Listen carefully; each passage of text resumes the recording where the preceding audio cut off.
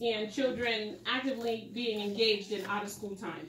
So what I believe and why is hands-on training is an acquisition to knowledge, skills, and competence needed in the workplace. So now what I'm doing with my globalization and community studies class is not just concentrating on my little humans that are 5 to 13, but also trying to give them the experiences of a trade or those non-traditional jobs, even though they're 5 and in kindergarten, or they're 13 and in the 7th grade. So that's what my project is gearing more towards now. Still with the station-based idea that a child can have a variety of activities to do with the goal that the activities need to be completed by a certain time.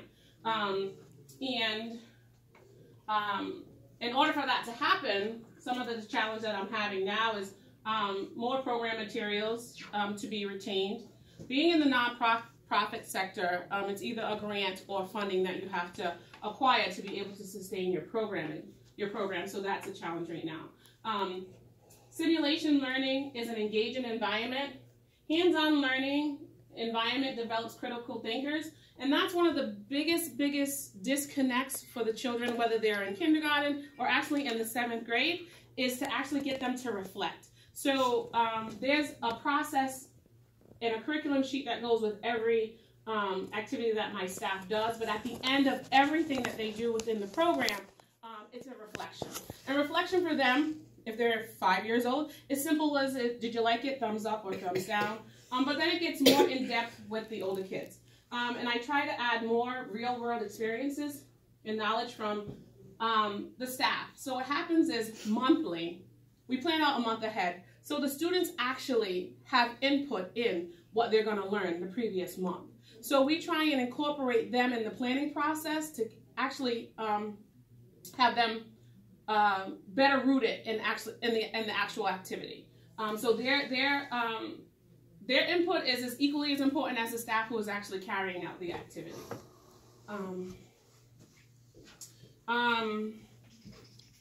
So we had to give a couple of different reasons as to why. For me, I think that a child should get up and move and be as active as possible, but also what I learned within my position of being at the agency for 8 years, that these children sit all day. So how do we get them actively engaged and away from the ditto process? One thing that I did discover, unfortunately, is Providence teaches to a test. So these children get dittos pretty much 90% of their day. So what I do is just the opposite. When I teach with food. Sometimes not the healthiest foods, but it gets them actively engaged. With my outside partnerships, we have people come in so that they're not only just learning from me or my team, they're learning from different partnerships in a hands-on kind of way. We mold, we manipulate, we blow up, we make a mess on a daily basis to actively engage them in simple things as their multiplication tables, or like I said, the 270 words that I had mentioned. When they go into their station-based activities, they have a direction card. And this direction card is the simplest form of directions, and it's probably just 4 steps. And what those 4 steps do is they reinforce different Dutch words so that they're practicing them, not in a reading book, not in a structured way, but more in a relaxed atmosphere. And we actually track our children's process through their report cards. So with connecting global education to my project, there were some strengths and some weaknesses, as you always discover within the education field.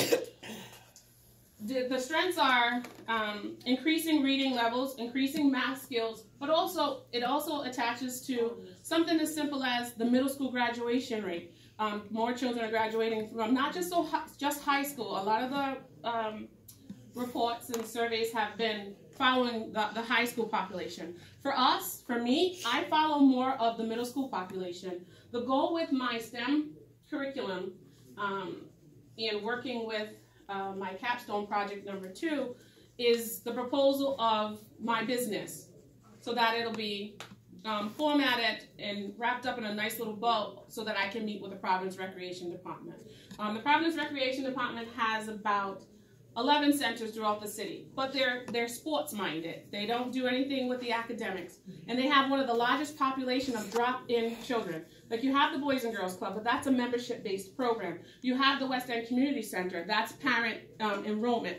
So what are we doing for the children who are looking for a safe haven from the time that they get out of school until the time their parents pick them up, which would be the Providence Recreation Department. So my goal is to, with Capstone 2 ending, meet with the Providence Recreation Department to see if this could be a curriculum that they can introduce to their communities.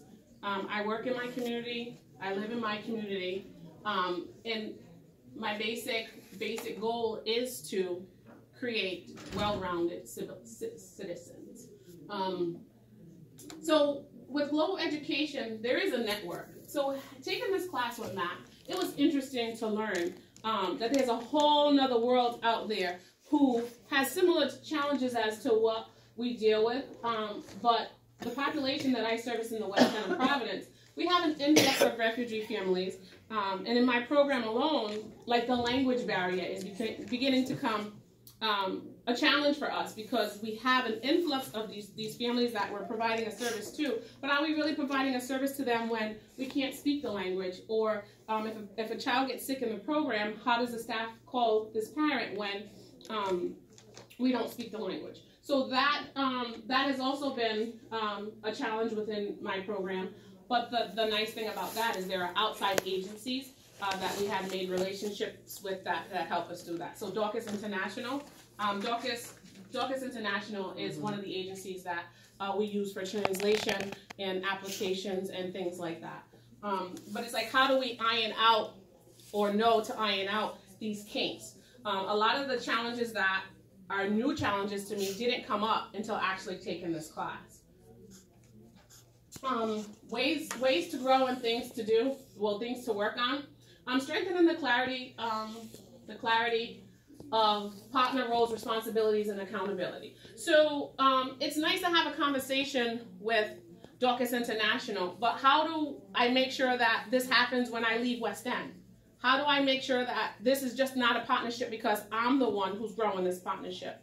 I want to stabilize things so that when I graduate, and if I choose to leave in May, that these services will continue. I don't want the services just to be attached to me as the individual. Yes, the STEM education piece, yes, it's a part of what I do, but as well as growing our communities and stabilizing our communities. How do we make it happen so that it's not attached to me as the individual? How do we get organizations to realize that this is as important as, like, learning to read? So that's one of the challenges. Now it's a good practice of exchanges of the population of service. That's, like I said, we have a partnership with Dorcas International.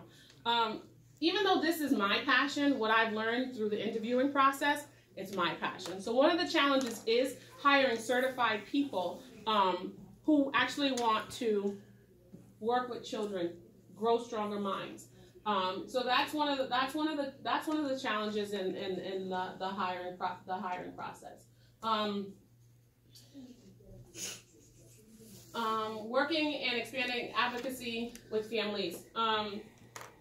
I myself, like I said, it's my passion. So I find that sometimes I have to go the extra mile when a refugee family doesn't understand what the system is and they have a child who is not speaking. So I know from some signs that he could possibly be on the spectrum, but does his parent know what that means? So I had a parent who had to go to an IEP meeting and had no clue what it was. So is it a part of my job description? No, but it's a part of wanting to build relationships and also setting this child up for success. So advocacy with families and partnerships is something else that I want to work on and develop like a template so that even if I do choose to move on down a different path, at least this foundation is left as a template. If they choose to use it, they use it. If they don't, that's fine too. STEM-based education. So everything done in the school sends out messages. So we need to exemplify the values we wish to promote. If we wish to affirm beliefs about equality of all human beings and the importance of treating everyone fairly and with respect, We need to ensure that the learning process and relationships between students, teachers reflect and reinforce these values.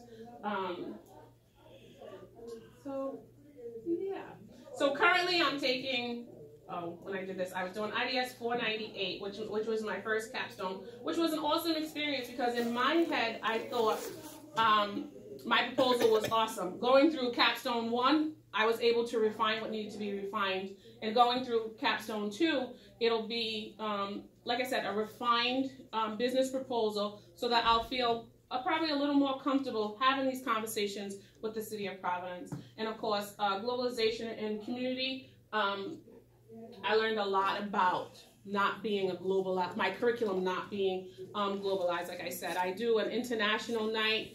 We bring families in and we do like food, but is that enough? And I've learned with this class, no, it's not.